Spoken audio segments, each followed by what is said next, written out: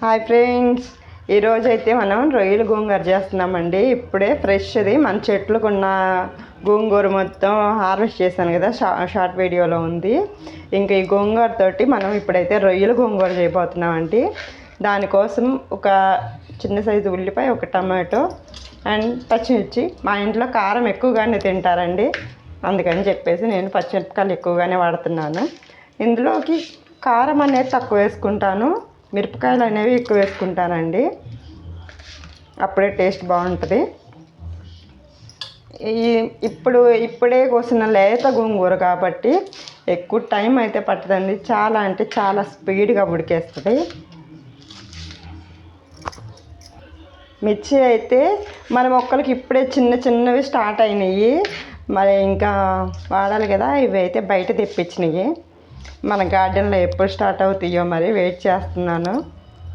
ఏంటి ఈవిడ ఇన్ని వేస్తుంది అనుకోవద్దు, గోంగూర అయితే చాలా ఉంది కదా, అందుకని చెప్పేసి దాన్ని తగినట్టుగా వేయాలి కదా, అందుకని ఇన్ని తీసుకున్నాను.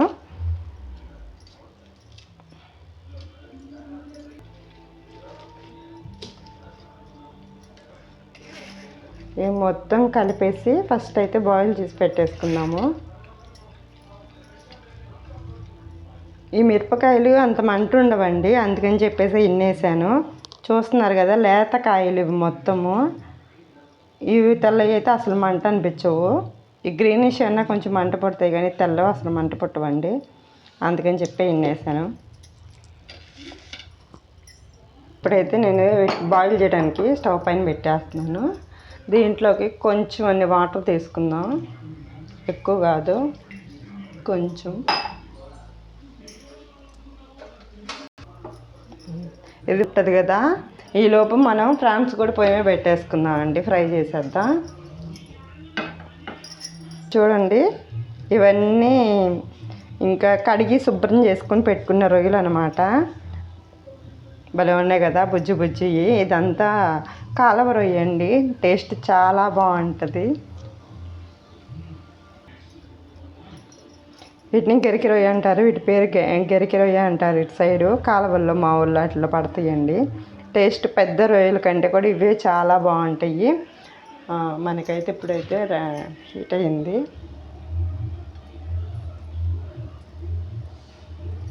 డీప్ ఫ్రై చాలు, అటువరకు వీటినైతే వేసేసుకున్నాము.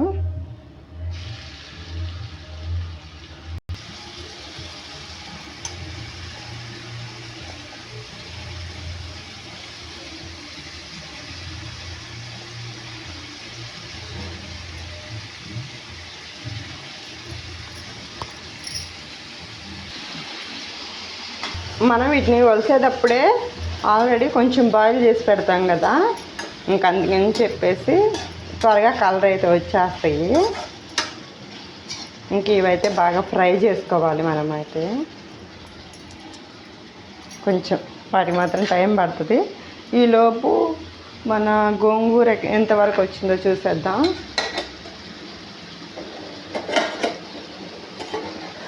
చూసారు కదా, ఎక్కువ టైం అయితే పట్టదని చెప్పాను కదా, తగ్గిపోతుంది.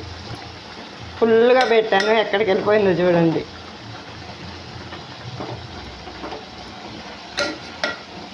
లేత కూర కాదు, అందుకని చెప్పేసి బాగా చక్కగా అయితే ఉడికిపోతుంది.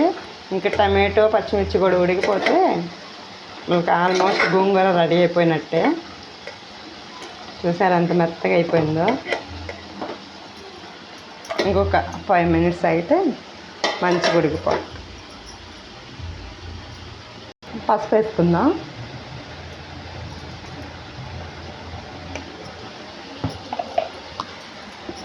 తర్వాత తగినంతగా ఉప్పు వేసుకుందాం.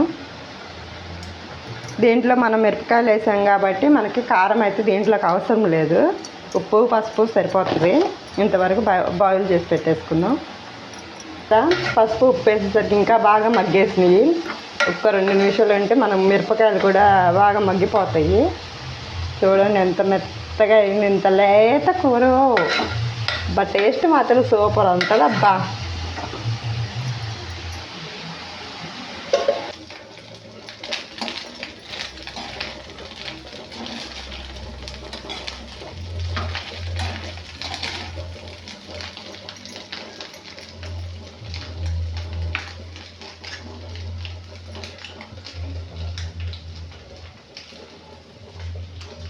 కూరలో వేసుకున్నాం కాబట్టి దీంట్లో కూడా కొంచెం అంత పసుపు వేసుకుందామండి.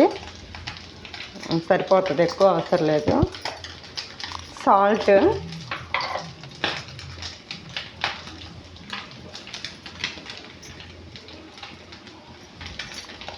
సరిపోకపోతే తర్వాత చూసి వేసుకున్నాం.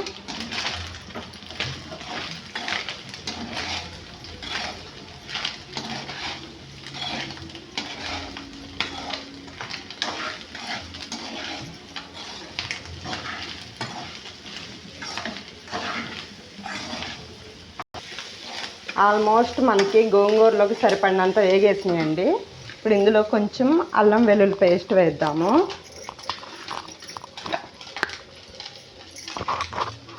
రెడీ చేసి పెట్టుకున్న అల్లం వెల్లుల్లి పేస్ట్ అండి ఇది.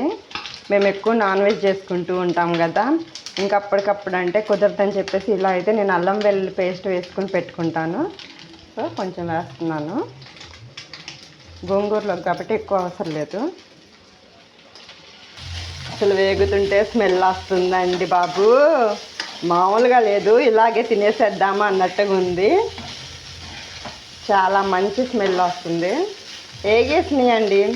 ఇవి బాగా బ్రౌన్ షేడ్లో అయితే అవసరం లేదు, ఇలా ఉంటే సరిపోతుంది మనకి రొయ్యల గోంగూరకి. ఇంకొక 2 నిమిషాలు ఉండి కారం వేసేసి మన ఇంట్లో చేసుకున్న గరం మసాలా ఉంటుంది కదా, అది వేసేసుకుంటే సరిపోతుంది. ఇప్పుడు మన గోంగూర అయితే ఎంతవరకు వచ్చిందో చూసేద్దాం. మన గోంగూర కూడా రెడీ అయిపోయిందండి. మిరపకాయలు కూడా బాగా వేగిపోయినాయి, మన పచ్చిమిర్చి. ఇంకైతే స్టవ్ ఆఫ్ చేసేసుకుందాం. చూస్తున్నారా, అసలు మేడైపోయినట్టుగా అయిపోయింది. ఇందులోకి కొంచెం అంత కారము,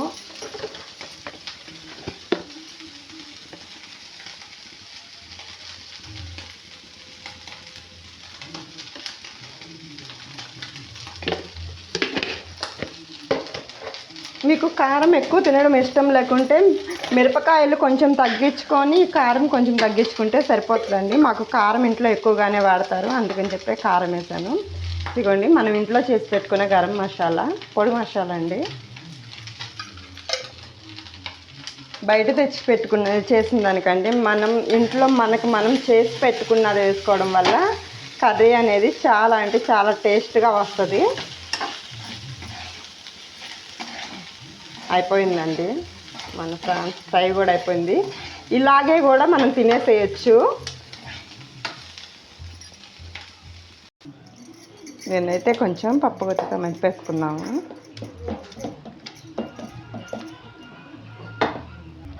ఇదండి మన గోంగూర అయితే మెదిపేసుకున్నాం కదా, ఇందులోకి మనం ఫ్రై చేసి పెట్టుకున్న ప్రాన్స్ కూడా వేసేసుకుందాం.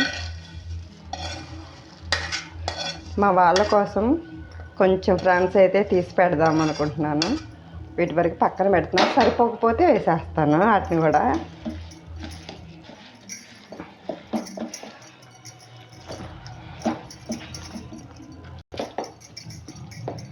గోంగూరలో రొయ్యలు వేసిన తర్వాత ఇలా పప్పు గుత్తితో మనం అనడం వల్ల రొయ్య అనేది నలిగి దీని ఫ్లేవర్ కూడా బాగా గోంగూరకి అయితే పడుతుందండి. అప్పుడు టేస్ట్ బాగా వస్తుంది.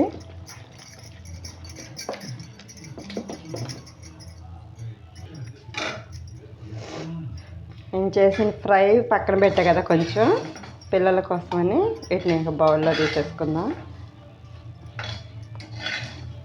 చూసారు కదా మన రొయ్యల గోంగూర గుమ్మగుమ్మలాడుతూ ఎంత బాగుందో. టేస్ట్ కూడా సూపర్ వచ్చిందండి. మీరు ట్రై చేయండి, తప్పకుండా నచ్చుతుంది. ఎలా ఉందో కామెంట్ చేయండి. మన వీడియో మీకు కనుక నచ్చినట్లయితే ప్లీజ్ లైక్, షేర్, సబ్స్క్రైబ్.